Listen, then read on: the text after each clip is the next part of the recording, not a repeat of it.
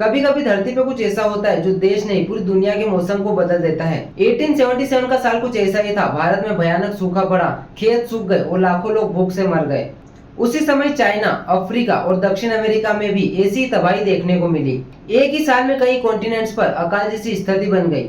तब किसी को समझ नहीं आया कि ये सिर्फ मौसम की घटना नहीं थी, बल्कि एक ग्लोबल सिस्टम का टूटना था। सालों बाद वैज्ञानिकों ने पाया कि इस तरह की घटनाओं के पीछे एक पैटर्न होता है जो हर 2 से 7 सालों में विकसित होता है। ये तब होता है जब पैसिफिक ओशन का सेंट्रल और ईस्टर्न हिस्सा सामान्य से ज्यादा गर्म हो जाता है। नासा और एनओए के साइंटिफिक डेटा के अनुसार अगर समुद्र की सतह का तापमान 0.5 डिग्री सेल्सियस भी बदल जाए तो इसका पूरा असर ग्लोबल वेदर सिस्टम पर पड़ने लगता है। और यहीं से शुरू होता है ग्लोबल वेदर सिस्टम का एक बड़ा बदलाव, जिसे हम एल नीनो कहते हैं। एल नीनो का असर धीरे धीरे पूरी पृथ्वी पर पड़ता है। कहीं बारिश रुक जाती है, कहीं सूखा पड़ जाता है और कहीं अचानक बाढ़ जैसी स्थिति बन जाती है।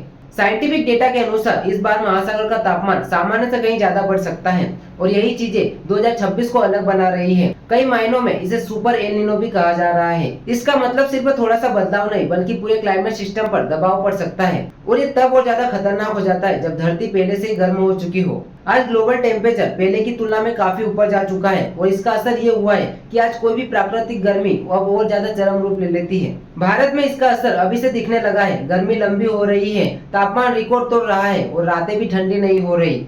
ये सिर्फ मौसम की बात नहीं रह जाती। कम बारिश का असर सीधा खेतों पर पड़ता है, फसल कम होती है, सप्लाई घटती है और महंगाई बढ़ती है। और सबसे ज्यादा असर उन लोगों और किसानों पर पड़ता है जो बाहर काम करते हैं बिना छांव और सुरक्षा के। पिछले इतिहास में भी कई ऐसे मौके आए हैं जब एल नीनो ने पूरी दुनिया को हिला दिया था।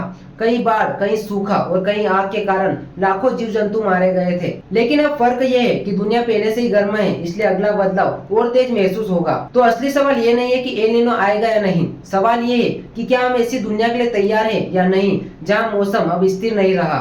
क्योंकि अब बदलाव धीरे नहीं आता, बल्कि वो अचानक महसूस होता है।